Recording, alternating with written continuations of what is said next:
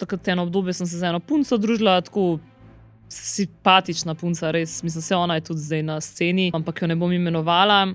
In tako moram vseeno reči, da sem imela z njo veliko takih lepih trenutkov, no, da ne bo se to zdaj tako vse tragično slišali in v bistvu me je zelo zabolelo to, kar mi je ona naredila.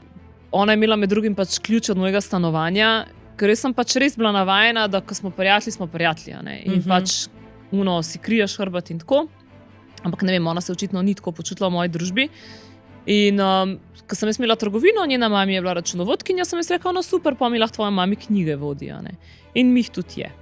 In tako, že zadnjih par mesecev mi je bilo tako malo čudno, ko sem jaz rekla, ne vem, daj grem po robo, a bi ti mi vskočila pa oddelala, veš, ali pa ne vem, sem šla lih takrat v LA za, ne vem, 10 dni, pa je ona tudi znala, kdaj vskočiti, pa se je kar nekaj izogibala, pa mi ni bilo jasno, ok, malo mi je bilo nekaj, ampak nisem toliko pozornosti dajala k temu.